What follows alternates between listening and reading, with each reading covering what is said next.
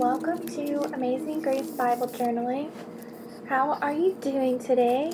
I hope you're doing great and that you're having a nice day and ready to dive into Contending for the Faith. So, Contending for the Faith is a devotional release from BytheWell4God. It is their newest release, and today is day 7, which the key words, the topic is called Once for All. When we talk about once for all, we are talking about faith. And faith is the substance of things hoped for and the evidence of things not yet seen. That's Hebrews 11:1. So, Jude is the speaker in the scripture that we are referring to.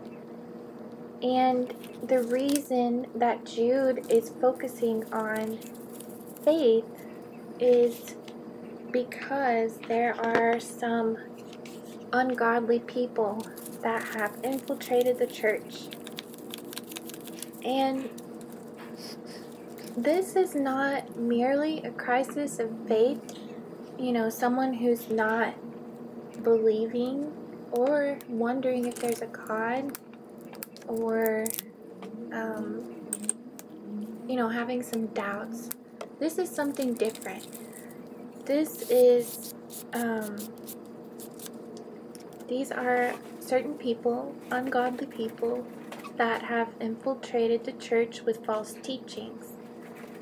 So, these are people who do not believe in the faith, but pretend to be believers.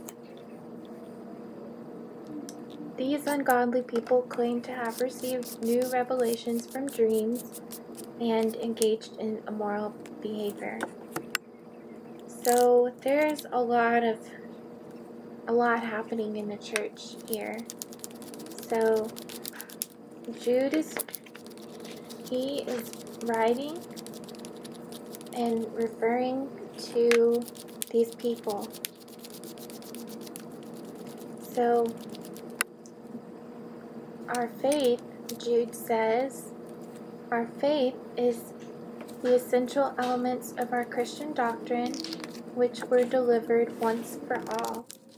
This means that the truth, the doctrines revealed to us in His Word, the Bible, are unchanging.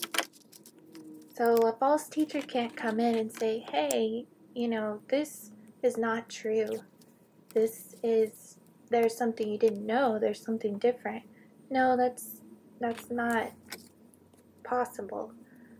The faith is unchanging. So it was always the orientation of one's heart that matters. And Jesus quoted Isaiah 29:13 to say, well, did Isaiah prophesy of you when he said, the people honor me with their lips, but their heart is far from me. In vain do they worship me, teaching as doctrines the commandments of men.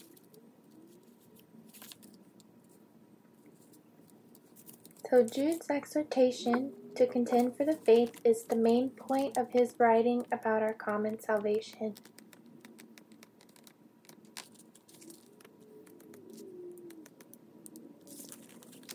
So he is really trying to, reach out to the church. He's exhorting them. He's telling them to contend earnestly for the faith, the real faith, the once and for all faith. So Paul, he warns the elders at Ephesus. He says, I know that after my departure, fierce wolves will come in among you. That is the ungodly, unbelievers, the false teachers, not sparing the flock, and from among your own selves will arise men speaking twisted things to draw away the disciples after them. So something that comes to mind is New Age and anything that talks about the Bible, but talks about angels, as in putting a focus on angels instead of Jesus. So there are false teachings that are going around today that really need to be tested. And you know, it can be easy to just fall for them and to listen, but always test your teaching and always test your churches and make sure that they're Bible based and focused on Jesus, the real Jesus of Nazareth. And there is one faith that is unchanging. So we can definitely rely on this, and we can definitely rely on Jesus. And that is a very good thing. I think I'm very grateful for Jesus. And I know that He has good plans for you, and He is going to reveal false teachers, and He is going to help us understand what faith is. Well, thank you so much for watching. I hope you enjoyed. Please like and subscribe and have an amazing day. Thank you for watching.